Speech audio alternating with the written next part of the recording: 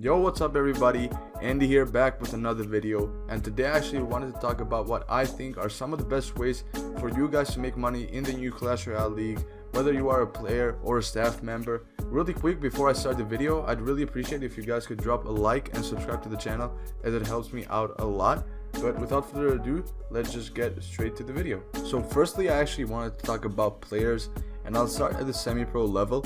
Now, you probably don't have a max account for yourself, which means you'll probably either have to find a sponsor or fund your own money to buy gems. Now, you could either do one of these two, but if you really want to find a sponsor, you need to do it right, because almost everyone can make a tweet just saying, hey, I need a sponsor for the new CRL, but what you need to do is stand out. My recommendation for you would be that you make a sort of a CV, but not only that, like you also list your achievements there and what you offer to the sponsor, because at the end of the day, this is about you being like a product in a way and selling yourself to the customer, aka the sponsors. So in that CV, you can put your achievements, your references, and also, you know, what percentage split you want to give to the sponsor. You can put, you know, maybe his name on the bio of the clan when you play in the stream. You can do a name change, you can list the sponsor on Twitter, and you know, just stuff like this. But one thing that I would let you guys know on that is that you definitely need to look out on the percentage that you give. You don't want people to take advantage of you, especially if you are a little bit younger. So if you are unsure about something, just ask somebody else with more experience than you, and make sure you get a good deal for yourself. But another thing that you actually need to do if you are going to be solo is that you will need to probably get a coach or an analyst to help you out in the process of choosing decks for the duels format in CRL. Now, you can easily do this. You can, you know, pick up a semi-pro coach and a semi-pro analyst and, you know, tell them, hey, I'll give you this much percentage if you help me out, and you can have a partnership together. Now, if you really don't want to deal with everything that a player has to do solo, then you can just join a team. This way you won't have to deal with hiring your own staff, assuming that the org is going to have it, and you also won't need to set up, you know, your own practice schedules, unless you don't want to practice with your teammates and want to do stuff, you know, just solo with other players. But the thing that you need to be the most careful for if you are going to join a team is your contract length and the percentage split that you are going to have with the org, because you need to make sure that you get the best deal for yourself. You can be somebody who has a lot of potential but is stuck in a long-term contract and has a, you know, not a good split for yourself with a team, because, you know, 3 months down the line you can get a better offer from a professional team that is looking to get into CR, and now you find yourself stuck in your org. So always make sure to have the best deal for yourself. Be really careful when you read the contract that the other team sends you, and you know, just get the best deal for yourself. That's pretty much the bottom line of this.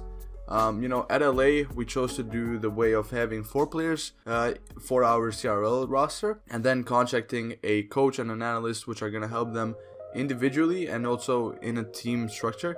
So we, you know, are sure that we have the best preparation possible for the upcoming CRL season. Alright, well, now that we are done with the player advice, I will talk about the staff advice that I have for you. Now, if you're a semi-pro coach or a semi-pro analyst, I actually think this is the best period for you to make money in the game because of the recent changes.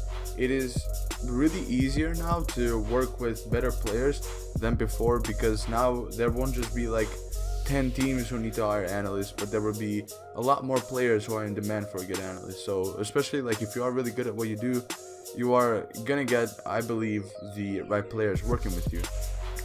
But if I would be a coach or an analyst, I would offer my services to the players that I'm interested in, or have a team and also have 1 or 2 players working with them solo at the same time.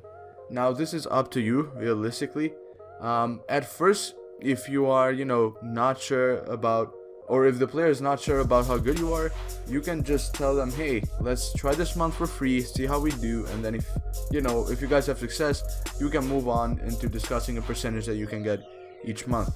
But that's pretty much it for the coach and for the analyst. As far as semi-pro goes, I really think that, you know, having a team and 1 or 2 players working alongside it, I think is going to be really good for you and probably the best way for you to make money. But if you are an XRL staff, then this is where stuff gets hard because salaries are really low from before.